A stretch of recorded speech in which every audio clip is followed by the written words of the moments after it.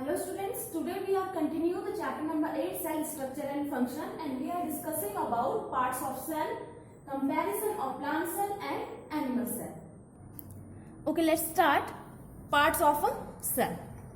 Each cell has a number of smaller parts in it. Some of the parts are present in all type of cell, plant cell as well as animal cell. But certain parts are found only in plant cell, they are not present in animal cell. यानी कि जो हर एक cell होती है उसमें उसके क्या होते हैं, स्मॉलर पार्ट्स होते हैं, ठीक. But some of the part are present in all type of cell, और उनमें से कुछ पार्ट ऐसे होते हैं जो all type cell means plant cell और एनिमल सेल दोनों में पाए जाते हैं. लेकिन जो कुछ पार्ट हैं वो केवल प्लांट सेल में पाए जाते हैं और एनिमल सेल में पाए नहीं जाते. ठीक. So first one, cell membrane और plasma membrane. Cell membrane also be called plasma membrane. Every cell is covered by a thin sheet of skin which is called a cell membrane or plasma membrane. The cytoplasm and nucleus are enclosed within the cell membrane. In other words, the cell membrane includes the living part of the cell called protoplasm. यानी कि हर cell जो होती है एक thin sheet से covered होती है जिसको कि हम क्या कहते हैं, सेल मेम्ब्रेन और प्लाज्मा मेम्ब्रेन कहा जाता है. ठीक है. और उसके बाद अगर हम यहाँ पे देखें कि the cell membrane control the movement of substances into the cell and out of the cell. यानी कि जो सेल मेम्ब्रेन का काम होता है वो ये होता है कि कंट्रोल करती है मूवमेंट को. किसके मूवमेंट को? सब्सटेंसेस. कौन सा सब्सटेंस सेल के अंदर जा रहा है और उससे कौन सा सब्सटेंस जो है वो क्या होगा, बाहर निकलेगा, उसको क्या करती है, कंट्रोल करने का काम करती है. ठीक है. यानी कि आप कह सकते हैं कि जो सेल मेम्ब्रेन है उसका काम यही है कि सेल का जो मूवमेंट है या सेल का मूवमेंट नहीं, सेल में जो सब्सटेंसेस का मूवमेंट है उसको क्या करती है, कंट्रोल करने का काम करती है. The dissolved substances such as food means glucose and oxygen can enter into the cell, whereas the waste products such as carbon dioxide can go out from the cell through the pores of the cell membrane. The cell membrane or plasma membrane is the living part of the cell. यानी कि जो आपकी cell membrane है वो क्या है, cell का living part है. तो उसका फंक्शन मैंने आपको बता दिया. ठीक है ना, कि ये क्या करता है, सब मूवमेंट ऑफ सब्सटेंसेस को कंट्रोल करता है. जैसे कि आपको मैंने बताया जो डिसॉल्व सब्सटेंसेस है, जैसे कि फूड में ग्लूकोज की बात करें या जो ऑक्सीजन है वो क्या होती है, सेल के अंदर एंटर होती है. और वही जो वेस्ट प्रोडक्ट है जैसे कि कार्बन डाइऑक्साइड जो है वो सेल से क्या होता है, सेल मेम्ब्रेन में के जो पोर्स होते हैं उनके थ्रू बाहर निकलते हैं. ठीक है. Next one, cytoplasm. Cytoplasm is a transparent jelly like material which फिल्स the cell between the nucleus and cell membrane. Cytoplasm is a kind of chemical factory of the cell. In fact, most of the chemical reaction which keep the cell alive take place in the cytoplasm. तो अगर हम cytoplasm की बात करें तो cytoplasm जो है वो क्या है, एक ट्रांसपेरेंट जेली लाइक मटीरियल होता है. ठीक. जिसमें कि आप कह सकते हैं material which fill cell between the nucleus and cell membrane. यानी कि जेली लाइक मटीरियल है और इसमें अगर हम बात करें तो जो सेल मेम्ब्रेन और जो न्यूक्लियस होता है इसके बीचों बीच ये पाया जाता है. इसके अलावा cytoplasm is a kind of chemical factory of the cell, क्योंकि यहाँ पर क्या होती है, ज्यादातर क्या होती है, केमिकल रिएक्शंस होती हैं. इसी वजह से इसको क्या कहा जाता है, केमिकल फैक्ट्री ऑफ सेल कहा जाता है. The cytoplasm of a cell has many tiny structure in it. The various structure present in the cytoplasm of a cell are called organelles. यानी कि जो साइटोप्लाज्म है इसमें और भी क्या है, स्ट्रक्चर प्रेजेंट होते हैं, अलग अलग तरीके के स्ट्रक्चर प्रेजेंट होते हैं जिनको कि हम क्या कहते हैं, ऑर्गेनल्स कहा जाता है. So the cytoplasm and the nucleus taken together make up the protoplasm. और अगर हम साइटोप्लाज्म और न्यूक्लियस को एक साथ रखें, एक साथ बोलें तो वो उसे हम क्या कहते हैं, प्रोटोप्लाज्म कहते हैं. The most prominent organelle in the cytoplasm is the nucleus. In addition of nucleus, cytoplasm of the cell contain other organelles such as mitochondria, Golgi bodies, ribosomes, etc. Okay, so the cytoplasm of plant cell also contain chloroplast. तो जो आपके अभी मैंने बताया कि इसमें क्या होते हैं, ऑर्गेनल्स होते हैं, या और जो स्ट्रक्चर है इसमें जो पाए जाते हैं उनको हम क्या कहते हैं, ऑर्गेनल्स कहते हैं। ठीक है ना।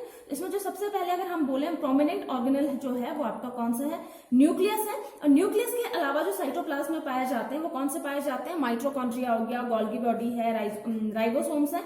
और प्लांट सेल की अगर हम बात करें तो इसमें क्या होता है, क्लोरोप्लास्ट होता है। क्लोरोप्लास्ट अभी आप इसके बारे में पढ़ेंगे। ठीक। Next, nucleus. Nucleus is a large spherical organelle present in all the cell. जो न्यूक्लियस है वो लार्ज स्पेरिकल ऑर्गन होता है जो ऑल सेल में तो प्लांट और एनिमल सेल दोनों में पाया जाता है। In animal cell nucleus lie in the centre of the cell, whereas in plant cell the nucleus may be on periphery of the cell. अगर हम एनिमल सेल की बात करें तो एनिमल सेल में जो न्यूक्लियस होता है वो सेल के सेंटर में होता है। वहीं प्लांट सेल में जो न्यूक्लियस होता है वो सेल के कहाँ होता है, पेरिफेरी मतलब साइड की तरफ, किनारों की तरफ पाया जाता है। So nucleus control all the activities of cell. जो न्यूक्लियस है वो क्या करता है, जो सेल के जितनी भी एक्टिविटीज है उनको कंट्रोल करता है। And the nucleus is the largest organelle in a cell and nucleus control all the activities of cell. Then nucleus contain thread like structure called chromosomes. Chromosomes contain thread like structure. तो जो nucleus है उसमें क्या होता है, thread like structure होता है जिसको कि हम क्या कहते हैं, क्रोमोसोम्स कहते हैं। And chromosomes contain gene which are unit of inheritance. और जो क्रोमोसोम्स होते हैं उसमें क्या होता है, या जीन्स होते हैं जो कि क्या होती है, इनहेरिटेंस की यूनिट होती है। इनहेरिटेंस मतलब, तो इसका मतलब क्या होता है, वंशागत। The function of chromosomes is to transfer the characteristic from the parent to the offspring through the gene। तो अब वंशागत होता क्या है, वंशागत होता है कि हमारे पेरेंट से हम में जो कैरेक्टर क्या हो रहे हैं, ट्रांसफर हो रहे हैं। तो जो क्रोमोसोम्स है उसका फंक्शन यही है कि वो क्या करता है, ट्रांसफर करता है कैरेक्टरिस्टिक मतलब जो लक्षण होते हैं पेरेंट से उनकी संतान में, किसके थ्रू, जीन्स के through. Okay, now let's move on. Vacuole. Vacuole is a space in the cytoplasm of a cell which is enclosed by a membrane and usually contains substances dissolved in water. All the plant cells have a large vacuole. The vacuole is filled with liquid called cell sap, which contain dissolved sugar and salts.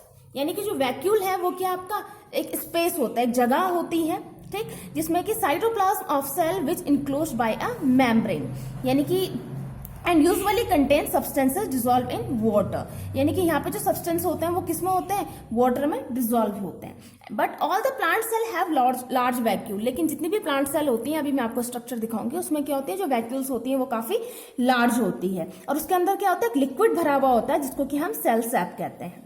Which contain dissolve sugar and salt, जिसमें कि क्या होती है, sugar and salt क्या होते हैं, dissolve होते हैं, ठीक। And the function of vacuole in a cell is to store various substances including waste product of the cell.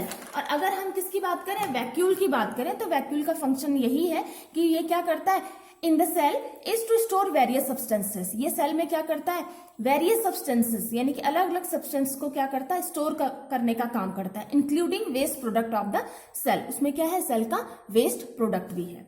Next, plastids. Plastids, the organelle contain pigment, color matter present in the cytoplasm of plant cell are called plastids.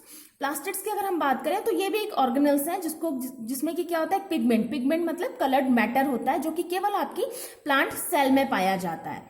Plastids can be many different colour, और plastids जो होते हैं इनके अलग अलग colour होते हैं। Specially the plastids containing green pigment chlorophyll are known as chloroplast. और वो प्लास्टिड्स जिसमें पर्टिकुलर आपका क्या होता है, ग्रीन पिगमेंट पाया जाता है, जिस ग्रीन पिगमेंट को आप क्या कहते हैं, क्लोरोफिल कहते हैं। उसको हम किस नाम से जानते हैं, क्लोरोप्लास्ट नाम से जानते हैं, जो कि आपको पता है कि प्लांट्स की लीव्स में होती है और इसका फंक्शन क्या है, photosynthesis.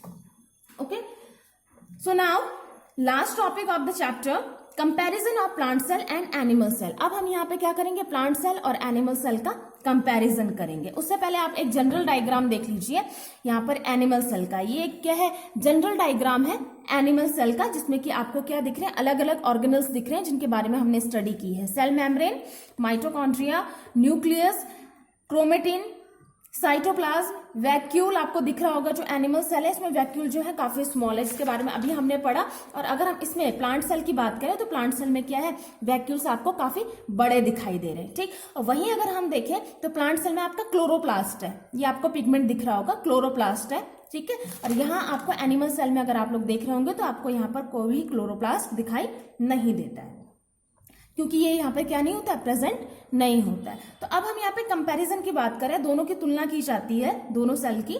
The main similarities between plant cell and animal cell. First similarity, plant cell and animal cell have a cell membrane और a plasma membrane around them. Plant cell हो या एनिमल सेल हो, दोनों के जो चारों तरफ होती है वो क्या होती है, सेल मेम्ब्रेन प्रेजेंट होती है। Second, plant cell and animal cell have cytoplasm. Plant cell और एनिमल सेल दोनों में क्या होता है, साइटोप्लाज्म, ये दिख रहा होगा आपको, साइटोप्लाज्म इसमें भी आपको देखने को मिल रहा है और साइटोप्लाज्म आपको यहाँ पर भी देखने को मिल रहा है। फर्स्ट आपको जो था वो क्या था, सेल मेम्ब्रेन। सेल मेम्ब्रेन आपको यहाँ पर भी एनिमल सेल में भी दिखाई दे रही है और यहाँ पर भी अगर हम देखें तो यहाँ पर भी आपको क्या दिखाई दे रही है, सेल मेम्ब्रेन दिखाई दे रही है, ठीक। यानी कि ये दोनों के दोनों जो है वो दोनों सेल में, एनिमल सेल और प्लांट सेल में प्रेजेंट होते हैं।